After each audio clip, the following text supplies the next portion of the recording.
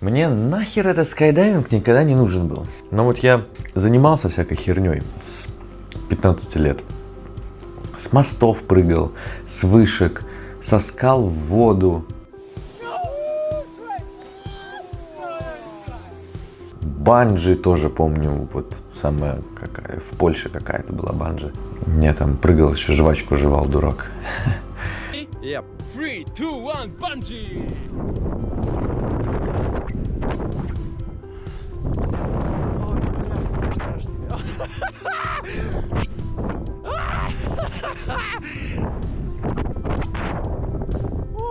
И вот я такой думаю, ладно, надо прыгнуть с парашютом.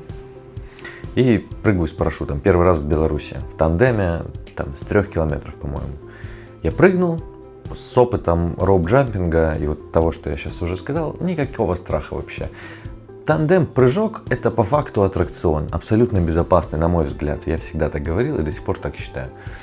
Ты просто садишься в самолет, за тебя все делают абсолютно. Ты ничего не делаешь, ты просто оказываешься в небе, кто-то там всем управляет, и ты потом оказываешься внизу, конец. Поэтому я этот прыжок с парашютом первый сразу обесценил. Второй сделал за компанию с девушкой. Третий был на Бали. На Бали был красивый прыжок по сравнению с Беларусью. Родина родиной, но, горы, океан никто не отменял. И вот я уже 3 раза прыгнул. И думаю, ну все, мне тут все понятно уже. Больше снова прыгать в тандеме, даже в новых местах, не то чтобы оно плюс-минус все то же самое, не кайф. В глубине души есть небольшая хотелка. Хочу попробовать сам. То есть хотя бы один прыжок должен быть самостоятельный, когда от меня что-то зависит. То есть как будто бы не считается вот эти прыжки в тандеме. Я сам парашют не сажал. А вот это страшно. Страшно одному из самолета выпрыгнуть. Потому что там от тебя все зависит. Вот ты летишь, и если ты что-то херню делаешь, ты умрешь. Вот это было страшно. Поэтому хотелось сделать, непонятно почему. Но не то, чтобы так сильно хотелось. То есть я понимал, что надо бы этим заняться, но не так, что прям горело у меня. И вот однажды, находясь на Шри-Ланке, мой друг говорит, погнали, вот есть в Таиланде отличное место, мы можем там пройти курс, допрыгать до лицензии и стать серьезными скайдайверами, будем по всему миру потом прыгать. Я честно говорю, мне это нахер не надо было. Вот честно, я вписался за компанию, потому что я человек легкий на подъем. Вот он, привет, Серега, он говорит, типа, погнали, я говорю, погнали, похер, давай. Хотя у меня в глубине души в этот момент никакого желания не было. Я такой думал, типа, ладно, это просто дополнительное приключение. И вот мы летим в Таиланд, делать прыжки, прыгать с парашютом. У меня есть уже 3 прыжка, куча опыта с всяких других высоток, с которых я прыгал с веревки. Серега 0 опыта, куча энтузиазма. И вот мы начинаем путь. Я оплачиваю первые 3 уровня, по-моему, или первые 2 уровня. Сколько-то я оплачиваю, денег заряжаю. Нам на следующий день объясняют какие-то базы, как устроен парашют. Какую-то внутрянку, в общем, какую-то базовую теорию нам дают. И вот в этот день рождается энтузиазм у меня. То есть я такой типа, это интересно. Теперь я понял, здесь уже... То есть когда я думал о том, что вот мы пойдем, будем прыгать, для меня это уже было 3 прыжка, куча других прыжков, и я думаю, не очень интересно. Когда начали объяснять, как все работает, когда ты начинаешь погружаться в это вот все парашютное, захотелось. Чуть-чуть. Не так сильно, но я уже такой, класс, я рад, что я здесь, я буду сейчас продолжать. И на следующий день, когда нужно приезжать первый день, уже был бы первый прыжок в рамках курса, меня останавливает травма, которую я привез со Шри-Ланки. И в этот день, сразу после того, как появился парашютный энтузиазм, я не могу продолжать. Я чувствую, что все, моя травма меня точно останавливает. И все, Серега продолжает прыгать, учится, у него там все классно получается, восторг. Я смотрю только видосы в Инстаграме, грущу сам, потому что не могу, а уже хочу, но не могу. Спустя 2 недели мне легчает, я возвращаюсь на курс, начинаю свой путь, первые 3 прыжка, они легкие, кажется, да я вообще прирожденный парашютист, все идеально получается. На 4-м уровне у меня первая пересдача. Нет видео, к сожалению, потому что... просто нет видео. Но случилось так, что на 4 уровне тебя отпускает один инструктор, и так сложилось, что он меня отпустил.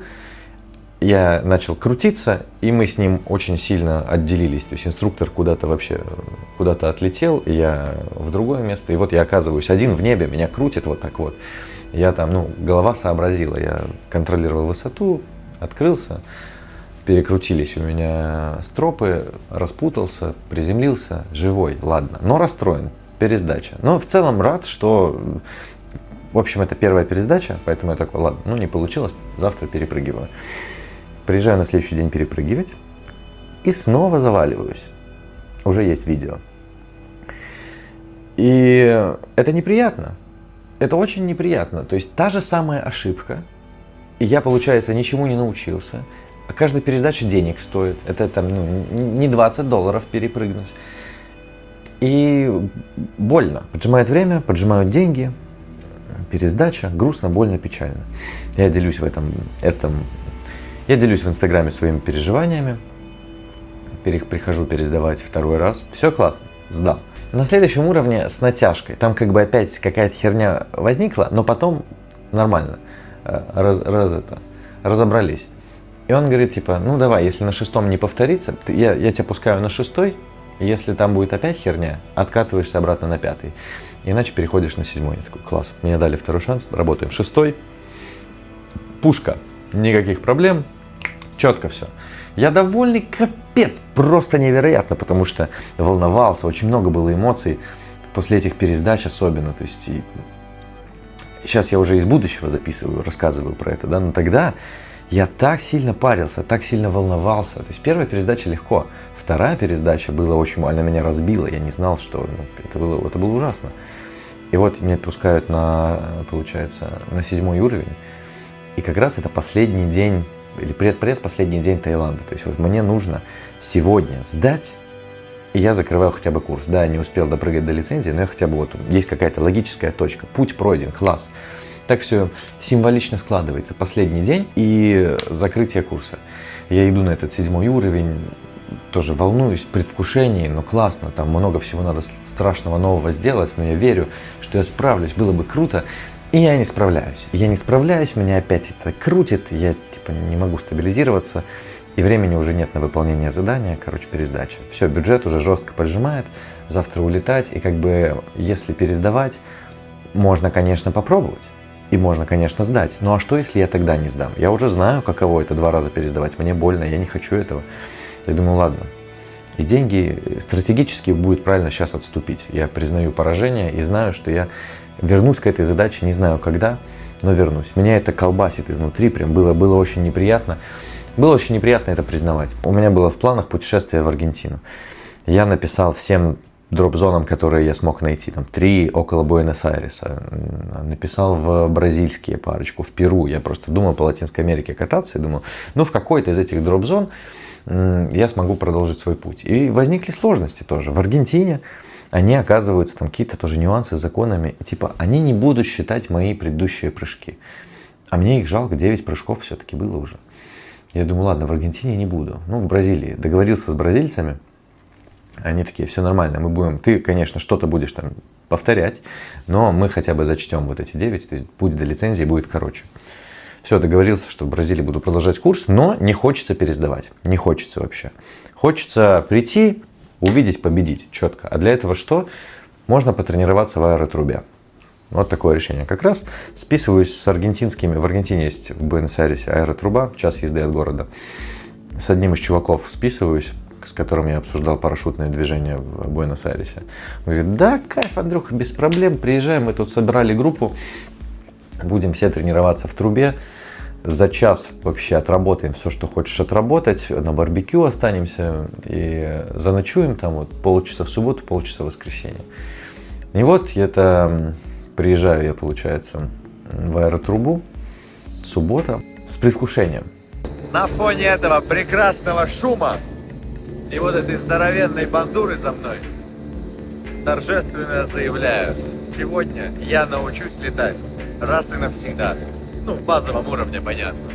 Потому что сколько можно, эти пересдачи, стресс, волнение, все. Я сейчас проведу здесь 1 час, полчаса сегодня, полчаса завтра. И завтра после этого второго получаса я готов. Я готов двигаться за жесткой лицензией парашютиста. Я только зашел в эту трубу, все получается. Никаких там уже неконтролируемых поворотов, ничего такого не было. Мы полчаса отработали как положено. В общем, прогресс супер. Я доволен. Счастливый капец нам в моменте. Возвращаюсь с трубы, и мне все так нравится, супер. Устал. К концу, вот последние там 28, 29, 30 минута, у меня все, уже рука отключилась одна, я возвращаюсь, думаю, капец, сколько много забирает этой энергии. То есть я прям испытываю трудность, не могу рукой, руку даже поднять проблемно мне, там вещи какие-то, думаю. Вот это я упоролся жестко. Все, дальше у нас барбекю. Барбекю с кайфом, с местными. Я один, кто говорит по-английски, там вот еще один инструктор, более-менее, но тоже грустно, и он не особо-то старался меня развлекать беседами. То есть он там с аргентинцами общается, и все. Я в компании там 8 людей, никто со мной не может поговорить, но я как бы наслаждаюсь атмосферой. Мясо, у меня безалкогольное пиво, красивая локация. Все, мы круто поели, что-то там смешно. В общем, такое типичное застолье, все пьют, весело. Я предвкушаю завтрашний день. Сейчас я буду заканчивать свою тренировку аэротрубную и потом готов полностью закрыть парашютную историю. Я просыпаюсь с утра. Я не знаю, сколько это будет продолжаться. Меня бережет вселенная или не вселенная, я не знаю. Не могу я взять и закончить свою скайдайв историю. Сейчас у меня отказал бицепс. Он просто не работает. То есть у меня на правой руке нормальный, классный, красивый рабочий бицепс, на левой руке болтающаяся сосиска. Я думал вчера, что у меня устала рука. Но я рассчитывал, что она за ночь пройдет. Не прошла. То есть у меня они визуально отличаются, 2 бицепса сейчас. И я как бы не буду сейчас продолжать летать. И это печально. Так в целом я не грущу, конечно, что труба... Я ничего не завалил. Вчера все то, что я сделал хорошо. Как бы, грубо говоря, от меня это не зависело, то, что сейчас произошло. Все равно это не отменяет того факта, что неприятно, когда что-то идет не по плану. Вот. Ну ладно. История продолжается. И это было сегодня. Вот я записываю это видео. История для меня еще не закончилась, она еще впереди. А вы через 15 минут уже всю ее увидите. Показываю. Вот он ходит, да? Вот он двигается, да? И он твердый. А вот этот вафленый, все. Я не могу его напрячь. Не работает рука. Мне, если сейчас надо что-то поднять, то у меня как будто напрягается предплечье, а не бицепс. Представляете? Жесть. Страшно. Вдруг он оторвался. Но не было боли. Была бы боль.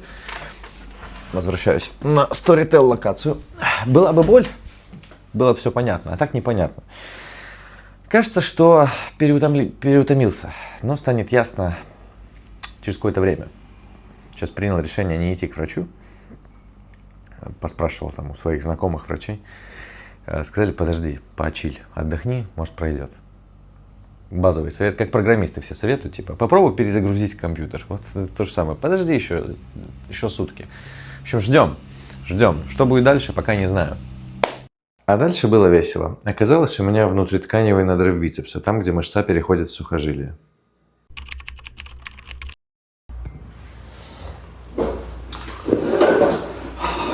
Я сейчас отправляюсь на экзамен от физиотерапевтов.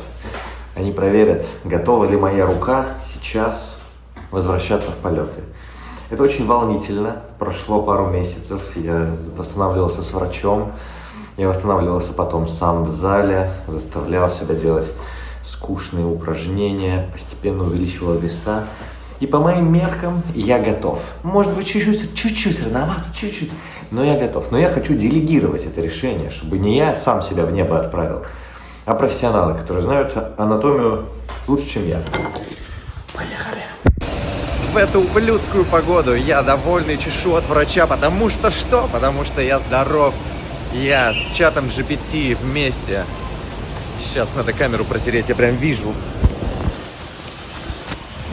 Вместе с чатом GPT мы составили программу реабилитации. Я врачу рассказываю. Месяц занимался по ней. Он говорит, твою мать, и я лишусь работы, говорит. Вообще нормальные вещи. Понятно, не идеально, есть что поправить, но все равно. Я с помощью нейронной сети надорванный бицепс себе восстановил. Где такое видано вообще? Короче, все, моя левая рука теперь на 4% сильнее, чем правая.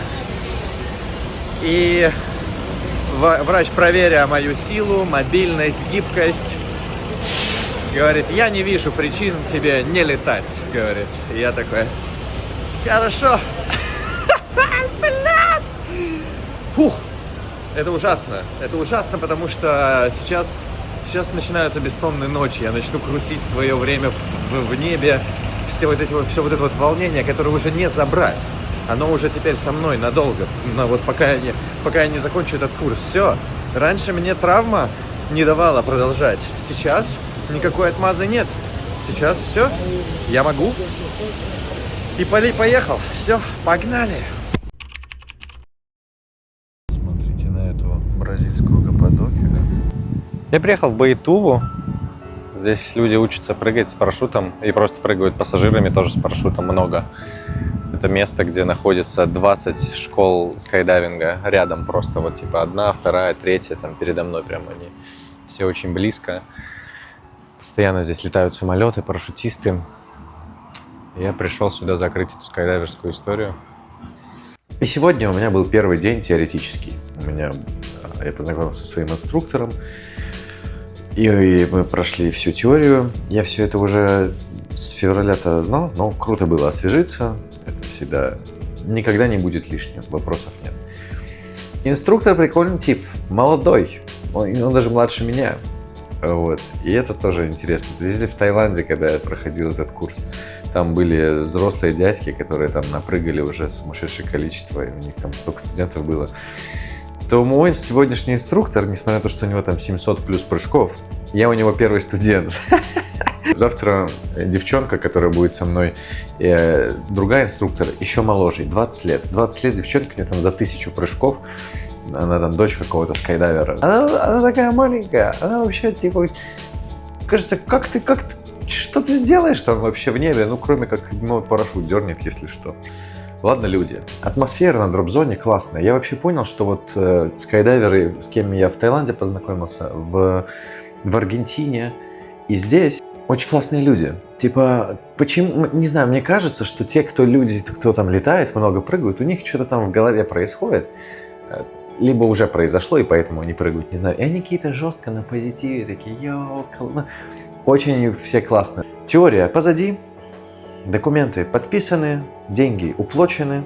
И завтра, а для вас через пару секунд, я приступаю к своему курсу. Очень классно меня встречает сегодня первый прыжковый день, потому что у меня из квартиры видно немножечко окна, немножко неба. И я сейчас просыпаюсь, умываюсь, душ туда-сюда, выхожу в комнату, смотрю на этот кусок неба, и я такой, чего? И я выбегаю, надеваю кроссовки, чтобы посмотреть на это получше. Показываю. Оп. На камеру, пожалуйста, плиз. Ну что это такое? Сейчас тройка. Я всего лишь пришел посмотреть рассвет, а суеты поднял на весь этот бедный район. Вот кто-то ж спал спокойно. Всегда в 6 утра заселяется какой-то рассветный белорус. И все. Меня бережет вселенная реально. Что это за погода сегодня? Нет погоды пока что. Но мы знаем, что солнце выйдет. И как только оно выйдет, и я переоденусь и начнется. Я сегодня целый день на релаксе, потому что я такой, типа, ну что там, первый уровень, 2 инструктора, сделаю классические эти 3 прикосновения к парашюту, к пайлот-шуту. И все. Ни хера мне говорят, типа, нет, ты что, мы сделаем level 2 с некоторыми элементами из level 4, потому что, ну, ты же уже как бы что-то умеешь. И я такой, ну как бы да, но я не был готов. Короче, есть шанс перескочить несколько уровней, если пойдет все хорошо. Из-за этого ожидания от себя становятся еще больше. То есть я думал, что мы стабильненько идем по уровням, может быть, перепрыгнем чуть потом. А тут мне, получается, с самого первого прыжка уже дают возможность. И как бы, с одной стороны, хорошо бы от себя не ожидать, что я сейчас все сделаю, просто с кайфом прыгнуть, как получится, так получится. Но мой внутренний достигатор, он уже такой, все, мы сейчас, сразу на 5-й уровень перейдем с одного прыжка. И это давит, это дает стресс, я в ахере. Но посмотрим. В общем, не буду больше грузить эфир, рассказываю после прыжка. Я приземлился после первого прыжка. Фух, это было стрессово. Я уже просто не после предыдущего видео, я ленился заходить обратно за телефоном, хотя ожидание было в районе часа. И за этот час успеваешь себя жестко накрутить. Со всеми своими там скиллами терапевтическими я себя пытался вернуть в нормальный строй, и у меня волнами. То я вроде все спокоен, то опять херня. В общем, мы в самолете уже сидим. Это сложно описать. Мой мозг такой, да пошло оно все, и мы выпрыгиваем. И я помню, первые секунды такой, так, вроде нормально, вроде неплохо, мы стабильно, вот так быстро стабилизировались. Я еще видео не видел, я вот сейчас рассказываю, как я чувствую. На видео, возможно, все не так. Потом я такой, типа, окей, смотрим. Высота вроде норм, посмотрел влево, да, лайк, справа, вроде лайк, непонятно, что-то какая-то суета. Я, в общем, не понимаю, был лайк, нет, стоит ли мне продолжать дальше упражнения, и мне уже показывают, типа, помогают, начинают двигать мою руку, типа, давай, делаем, все, я собрался, включился, делаю упражнения. После этого опять замер, такой, что делать, нужны повороты были, надо высота или что, в общем, мозг не работает, чувствую, что, мне, типа, на руку уже давят, типа, поворачиваю, я такой, окей, все, мы поворачиваем. И, после поворотов я помню, что я высоту не помню, но я помню, что они меня отпускают, и я это чувствую. Я чувствую, как они меня отпускают, и мне стрессово максимально, потому что вот это момент, где ты допускаешь ошибки, вот где тебя крутит и все такое. Я просто замираю, выпрямляюсь, как только могу, ноги, руки, вот все, что помню, все делаю. И вот в этом вот фокусе на своем положении я совсем забываю смотреть на высоту. И в итоге я смотрю на высоту, а там типа там уже 6 с чем-то, и на 6 надо уже начинать типа суетиться по поводу открытия. И я, собственно, все делаю, открываюсь, и такой...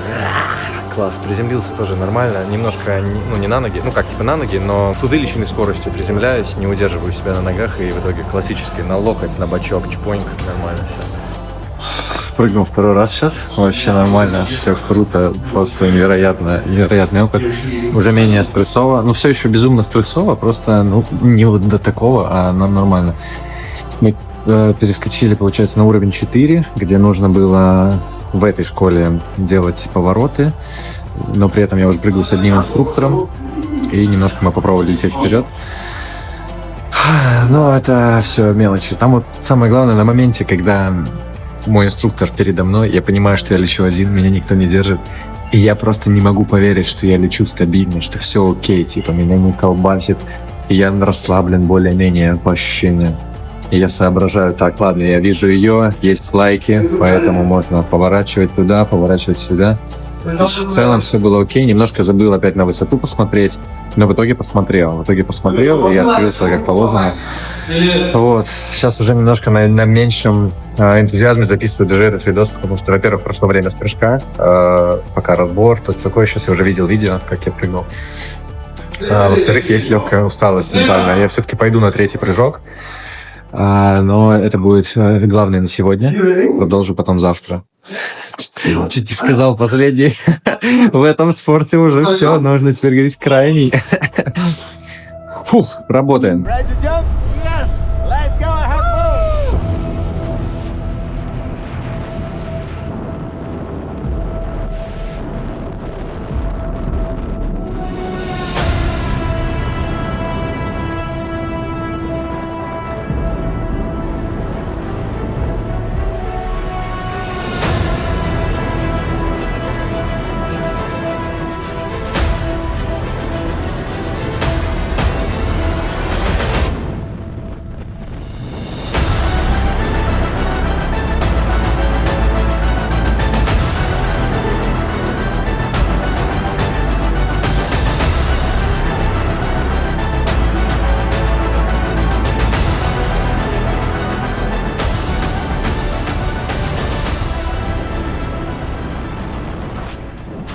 Я уже дома, третий прыжок позади, у меня потрясающие следы на лице от очков, и это было просто невероятно. Отличный прыжок, все как по маслу, никаких проблем и ощущение контроля, наконец-то. То есть я еще не все почувствовал, все еще что-то заблюрено, но просто как будто бы вот этот страх, который меня сопровождал, первый прыжок сегодня, второй, и все время, эти месяцы до сегодняшнего дня, он был со мной, и сейчас он как будто бы пропал. Вот. Возможно, он пропал просто потому, что я прыгаю 3 раза подряд уже, и, естественно, привыкается. Вот посмотрим, что я буду чувствовать завтра, потому что завтра 7-й уровень и конец курса.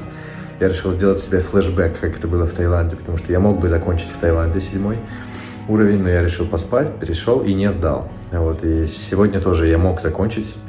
Мне предлагали, говорят, давай, что ты закончишь? Я говорю, не-не-не, я пойду посплю, отдохну, у меня еще тренировка сегодня по плану. И после этого, завтра, после сна, я приеду и закрою курс AFF и продолжу дальше двигаться к лицензии. Но очень доволен, это просто трындец, просто это... Все пошло, как я хотел. Ну, то есть, вот... Не знаю, у меня нет слов. Я просто очень доволен сегодня. Я каждый раз, когда парашют открывался, я прям срывал голос от радости, потому что столько пройдено, столько боли по пути, столько переживаний и сложностей. И когда что-то получается после этого, сложно это описать словами. Я еще первые 2 раза сегодня приземлялся так себе. 1 раз я приземлился там кувырком. 2-й раз на жопку съехал аккуратненько. Сегодня я приземлился на ноги, чуть пробежаться пришлось, но я приземлился сам на ноги. Мне никто не подсказывал. День Победы. День 2. Чувствую себя побитой собакой. Болит поясница, я устал. И вообще тяжело. Прям вот даже была мысль, может, денек пропустить, повосстанавливаться, потому что тело в ахере. Казалось бы, ничего не напрягается. Походу напрягается. Вот, конец связи. Итак, я надеваю свой победный костюм, в котором закрою уровень 7. Есть легкий нервоз. Не знаю, актуально ли это слово в этом случае. Ну, короче, я волнуюсь. Не так, как вчера, но волнуюсь. Просто потому что хотелось бы продолжать эту победную серию. Потому что если вдруг сейчас будет какая-то херня, это разобьет вчерашний успех, это его обесценит сразу же. Это будет означать, что вчера мне просто повезло. Но мы верим, что мне вчера не везло, а это был естественный итог моих тренировок в трубе, моего пути, видосов, которые я посмотрел. Короче, будем верить, что это моя заслуга, и сейчас я просто это подтвержу. А если нет, мне придется новые слова какие-то придумать. Но я заряжен. У меня где-то 25 минут до загрузки. Волнительно.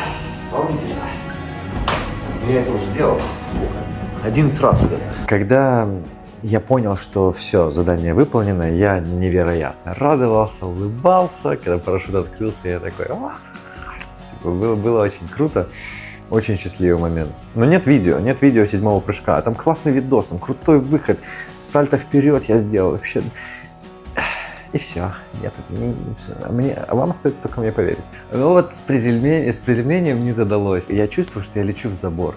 Даже не в забор, а в дерево, а под деревом забор. И это стрёмно. И там тоже, там у меня знакомый стоял, который говорит, в момент, когда ты приземлялся, все замолчали просто. Все замерли, все смотрели, что будет.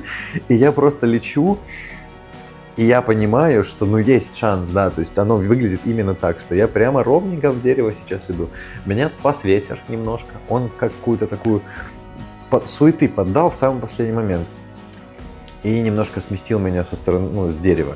Возможно, и замедлил, не знаю. Короче, фартануло. И я приземлился в итоге не в забор, а незадолго до него. Там была такая поверхность неустойчивая, и я, в общем, прям туда кувырком полетел. Но помимо приземления, куча счастья. То есть я сделал то, что не мог сделать в Таиланде. И я был так счастлив в небе.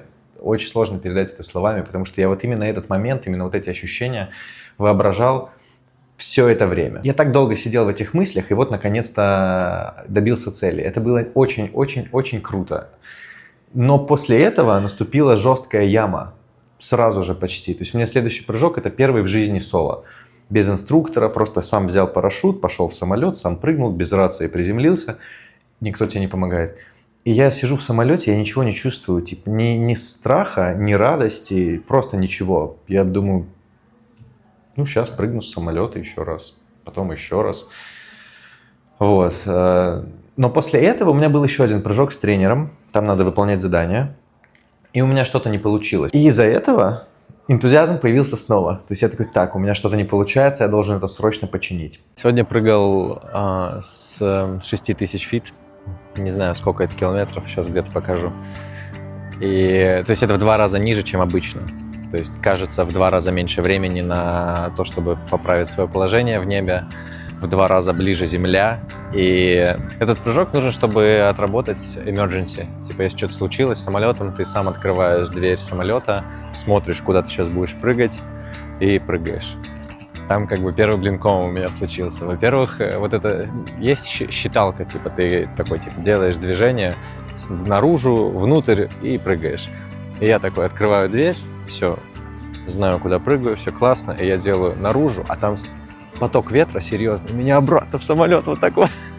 Это было так смешно. И я же, получается, так как я первый прыгаю, потому что я низко прыгаю, я как бы звезда. Ну, типа, передо мной там 15 других парашютистов, все смотрят, как я выпрыгиваю. Меня вот так вот обратно в самолет вдувает.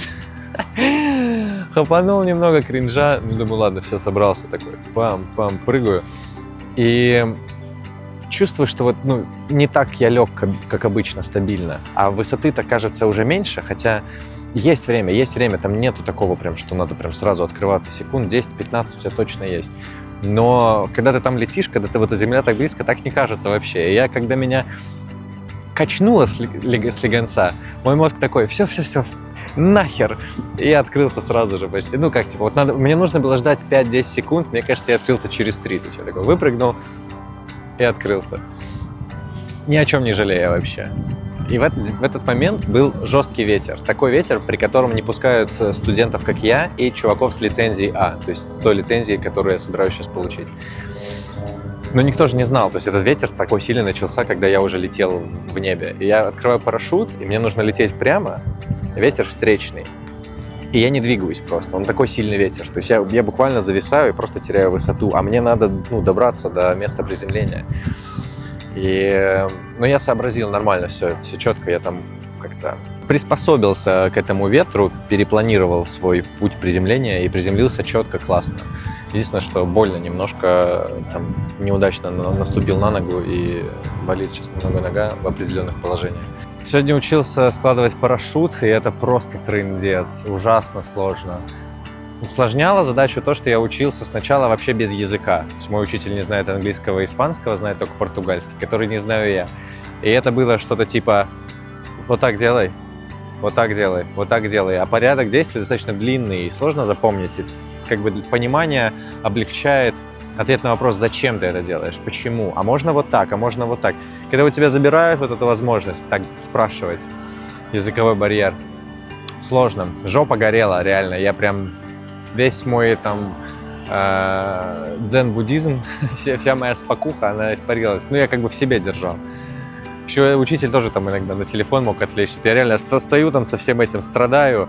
Такой у меня вопрос возникает, я глаза поднимаю в надежде что-то спросить, что он видит, с чем я запарился. А он рилсы листает. Жесть, короче. Ну, потом в итоге я там попросил другого чувака, кто с английским, немного мне помочь. Стало чуть полегче. Но я вообще не заметил, как день прошел. Просто пам-пам-пам, и все, нет сил абсолютно. Я на работе в тяжелые дни так не уставал, как сейчас. Просто потому что как бы и руками что-то делаешь, и головой, и язык. Но все позади. Я сложил парашют сейчас, и завтра буду с утра с ним прыгать. С который я руками положил. Понятно, что за мной смотрели. Но вот этот вот тиктокер. Ладно, если что, запасной есть, правильно? Так и прошел путь до лицензии. Постоянно что-то не получалось. Я пробовал снова, местами грустил, а потом получалось. Например, замедлять и ускорять скорость своего падения. Здесь я пытаюсь это сделать уже раз 3-й или 4-й, но выглядит это так, как будто у меня сердечный приступ в небе случился.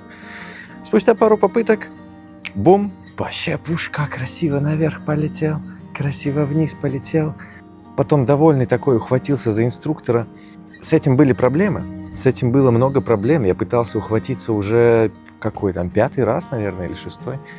И каждый раз, когда вот получалось добиться вот этой микроцели, уровень счастья огромный, потому что попытка стоит денег, это риск жизни, ну это уникальный экспириенс.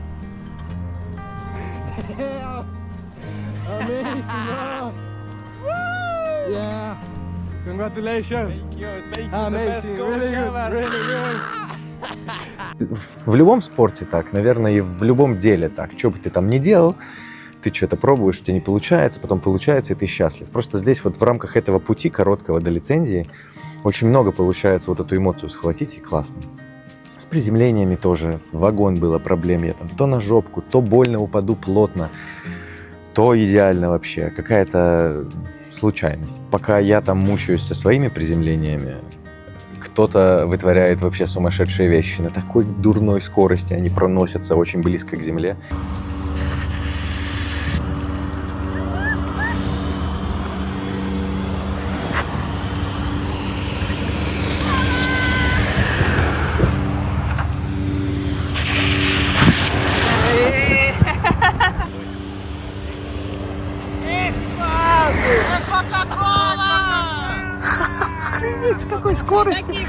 На текущий момент, мне кажется, нахрена этому учиться вообще? Это же опасно. Но я думаю, что это просто естественный элемент прогресса. Ты не тренируешься этому, когда у тебя 25 прыжков. Вот, когда у тебя 1025 вполне. Выходы из самолета тоже. В начале курса смотрел я на всех этих людей, кто охренеть как красиво выходит из самолета. Вообще, с большим удивлением. И я думаю, ну ладно, сейчас я тоже попробую. И мои первые попытки.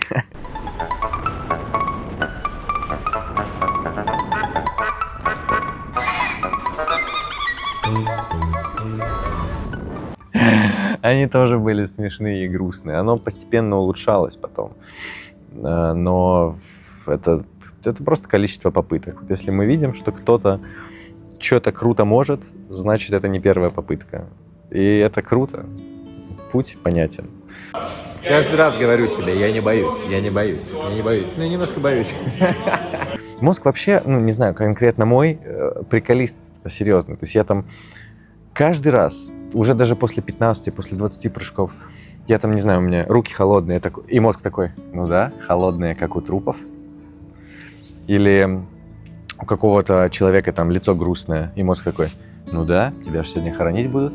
Ты в этом живешь, короче, всю неделю, 2 или сколько ты там идешь.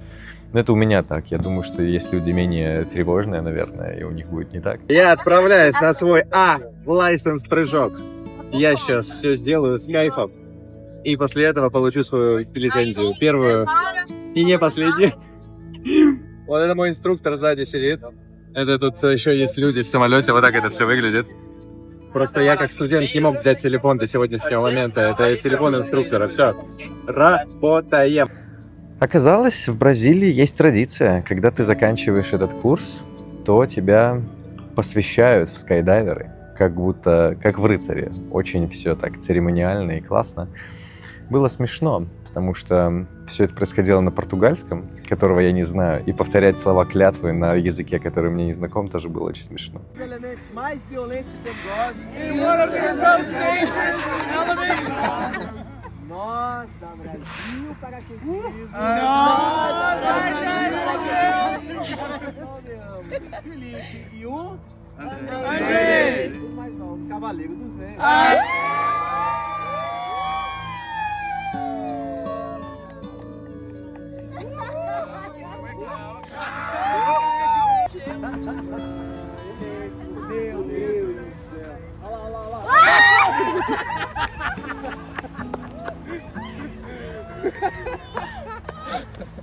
Это вот тот самый момент, ради которого я, получается, все это делал.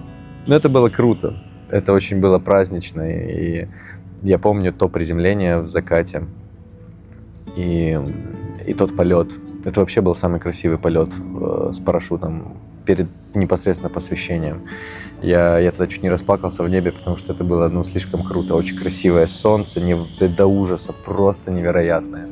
И я понимаю, что это мой прыжок на лицензию, то есть экзамен а-ля. И я знаю, что я его сдал, я все сделал, что надо было в небе. И я безумно счастлив, закат, меня прет жестко. Это был очень счастливый момент.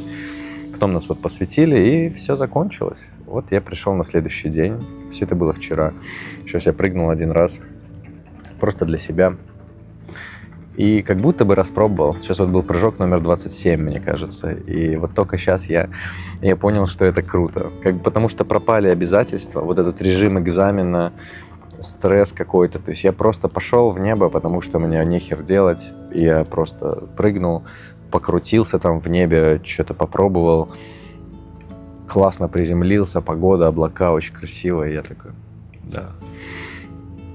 И это было круто. Оглядываясь назад, понимаю, что если вдруг кто-то из вас захочет сделать что-то подобное, я очень рекомендую, как минимум, курс АФФ. До лицензии можно не идти, потому что там уже начинается спорт. Это просто как вот пойти, я не знаю... Ну, в общем, нет предела совершенству, и путь от конца курса до получения первой лицензии — это вот классический вот этот вот путь в развития любого навыка. То есть вот какая-то база, ты пробуешь, не получается, пробуешь, получается, и вот так ты идешь. Курс АФФ, он по факту такой же, но за одним исключением. До этого вы никогда не были в небе, и от вас ничего не зависело, и из-за этого жестко прет. Вот так вот аж. У меня первые прыжки, они аж до дрожи. Уровень стресса зашкаливал, мне было плохо и хорошо одновременно. И этих эмоций уже не будет. То есть это может случиться только один раз. Первый вот этот АФФ-курс. Все. И я успел по пути кайфануть. Я говорил себе, я прям вслух себе говорил, что когда вот мне было очень плохо, я себе говорил, это рано или поздно закончится, и мне нужно кайфовать с того, что я сейчас так себя чувствую перед прыжком. И я успел насладиться. И я сейчас даже немножко по этим ощущениям скучаю, потому что их уже нет. Но вот если вы будете начинать, знайте, всем страшно, всем вот так вот страшно. Ладно, не всем, но кому-то. И если вам вот так вот страшно, это очень круто. И любой опытный скайдайвер с трепетом будет вспоминать вот этот период. Я думаю, это навсегда со мной останется и никуда не денется. Даже если я больше не сделаю ни одного прыжка. Но я сделаю. Oh, Father, tell me, do we get what we deserve? Oh, we get what we deserve. And we're down. Look me in my face, tell me what you see. Do you see a thug or a man with a decree? Judge me from my past or the man I'm trying to be. See the blood on the leaves, I just wanna be free. Now tell me what you see. Hey, am I a king or a slave? Can you tell me what you see? I just wanna be free, I just wanna be free. My patience getting low, how much can we take? How can we give you love when all we ever got was hate? You will see me die before you ever see me break. The only way to change is if you learn from your mistakes. Tell me what you see. You see this man dying in the street. You see this man hanging from a tree. We just wanna be free, we just wanna be heard. We just wanna be loved, unity is the key. Time to squash the beef, this war's much bigger than us. Too caught up in these lies, all that's killing is us. Gotta team up, fight for the ones that we love. Have a dream, Martin King, this is memory of. Thank God every day I'm alive. So many times I could've died but survived. That's why I'm proud to wear my color with pride. Seen us fall, now they watching us rise. Look me in my face, tell me what you see. Do you see a thug or a man with a decree? Judge me from my past or the man I'm trying to be. See the blood on the leaves, I just wanna be free. Now tell me what you see. Hey, am I a king or a slave? Can you tell me what you see? I just wanna be free, I just wanna be free. I'm about to have a son, I'm afraid of what's to come. Will he learn to shoot a 3? Will he learn to shoot a gun? The battle just begun, I'll be ready when they come. They'll kill you if you stay, they'll kill you if you run. I'ma teach them that we all made equal, different colors, same people. We all got people through the midst of all evil, still got good people. Don't let the world deceive you when the system try to beat you. Just know the world needs you, put your hands up for a change. Put your fists up for the power, now be patient for the dream. It's gonna take more than an hour, it's gonna take more than a post. It's gonna take more than a march. If we wanna help the ending, gotta fix it where it starts. The people. This cuts me deep, I'm just speaking to your heart. The people. Forget a race, it's time to show them who we are. The people. Look me in my face, tell me what you see. Do you see a thug or a man with a decree? Judge me from my past or the man I'm trying to be. See the blood on the leaves, I just wanna be free. Now tell me what you see. Hey, am I a king or a slave? Can you tell me what you see? I just wanna be free, I just wanna be free. Это было очень круто. И каким бы я ни был красноречивым человеком, подходящих слов, чтобы через экран выразить, насколько это было круто, я просто не могу найти. Возможно, их не существует просто. Я надеюсь, сам звук самолета не слышно. Если слышно, то это факап жесткий.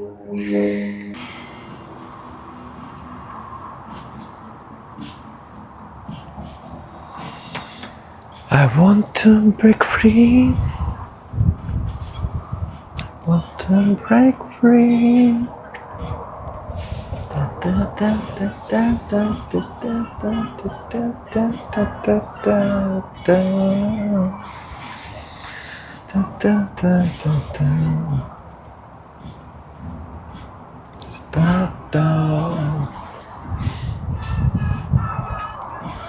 Жесть, так устал сегодня. Закат обалденный.